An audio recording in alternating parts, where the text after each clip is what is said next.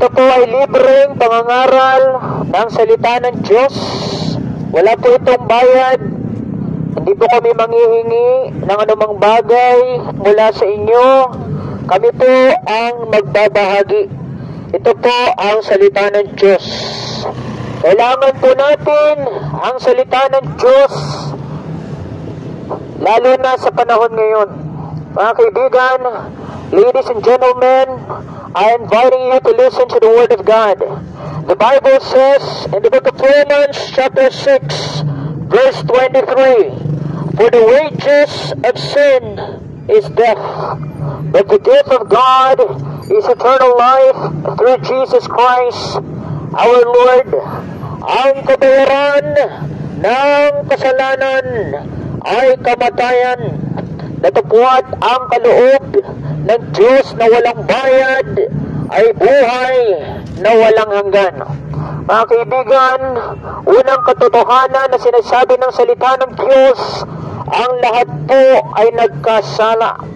Ang lahat ng tao ay nagkasala sa Diyos. Ang tao ay nagsisinungaling. Ang tao ay nangungupit. Ang tao ay nagmumura. Ang tao ay nagsasabi ng hindi maganda sa kanyang kapwa. Mga kaibigan, lahat tayo ay nagkasala sa Diyos. Sa Diyos po tayo nagkasala, hindi sa tao. Bagamat ang lahat ng kasalanan ay ginagawa natin sa tao, ngunit sinasabi ng salita ng Diyos, lahat tayo ay nagkasala sa Diyos. Sa Diyos ng kaluwalhatian, ang hari ng mga hari at Panginoon ng Panginoon. The Lord of heaven, we have sinned against Him. Ito po ay isang nakakalungkot na katotohanan na lahat po tayo ay nagkasala sa Diyos at sa Diyos po tayo mananagot. Kaya nga sinasabi sa salita ng Diyos, "For the wages of sin is death." Kaya namamatay ang tao dahil ito ang kabayaran ng kanyang kasalanan laban sa Diyos. Ang Diyos ang nagbibigay ng buhay. Ang Diyos din naman po ang kumukuha ng buhay ng tao. Ngunit ang malungkot na katotohanan, ang kaluluwa ng tao ay may pananagutan sa Diyos. Mananagot ang tao sa lahat ng kanyang mga ginawang masama o kasalanan laban sa Diyos.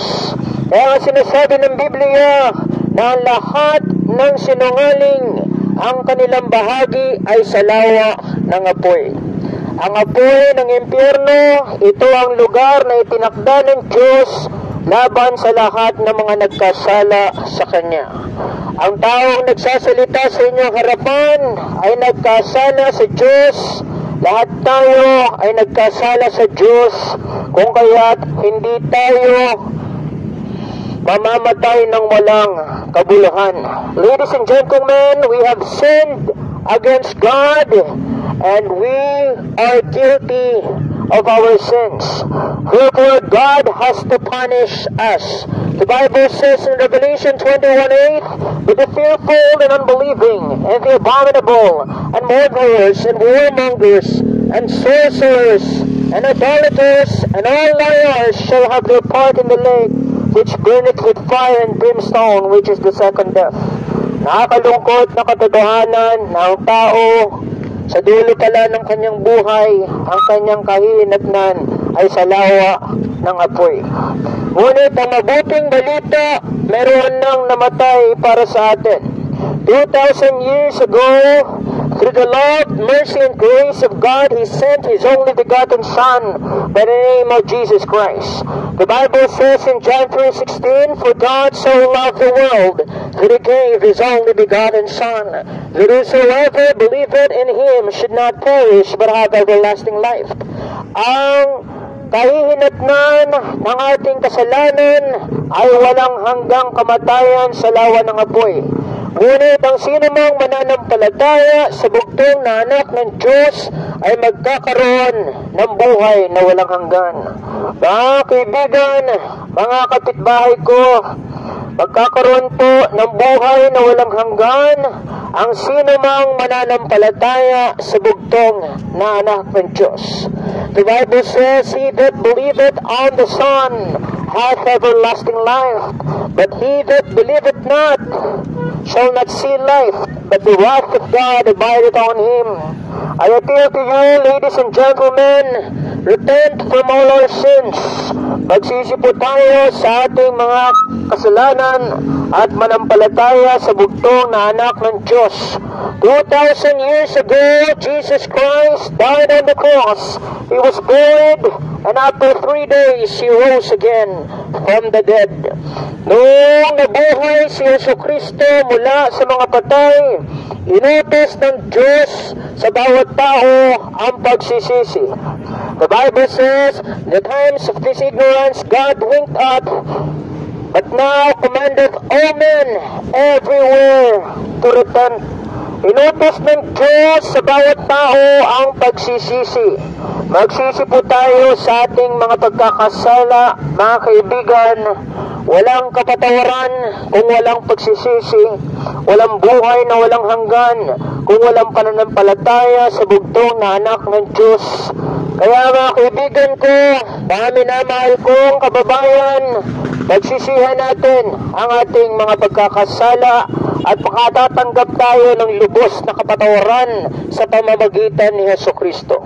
Tayo yung dapat parusahan at patayin ng Diyos dahil sa mga kasalanan natin, ngunit anong pag-ibig, awa at biyaya ang kanyang inalay ay ang kanyang bugtong na anak para sa atin.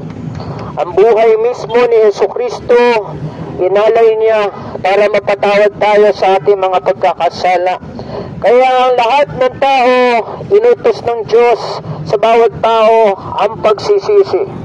Magsisi tayo sa ating mga kasalanan, tapat at matuwid ang Diyos na patatawarin tayo sa ating mga sala. Manampalataya tayo sa bugtong na anak ng Diyos. Ang ibig sabihin, believe that Jesus Christ is God and that He came down to earth, He died on the cross, and after 3 days, He rose again from the dead. Believe the gospel. Ang kamatayan at pagkalibing at muling pagkabuhay ni Jesucristo ay sapat upang mapawalang salang tao at bigyan ng buhay na walang hanggan. Magsisi tayo sa ating mga pagkakasala. Ladies and gentlemen, repent and believe Jesus Christ. Believe on Him and we shall be saved. Yes, for the wages of sin is death, but the gift of God is eternal life through Jesus Christ our Lord. The condition, we must believe on the Lord Jesus Christ in order for us to obtain eternal life. For the wages of sin is death, but the gift of God is eternal life through Jesus Christ our Lord. For God so loved the world that He gave His only begotten Son, that whosoever believeth in Him should not perish, but have everlasting life. For God sent not His Son into the world to condemn the world, but that the world through Him might be saved.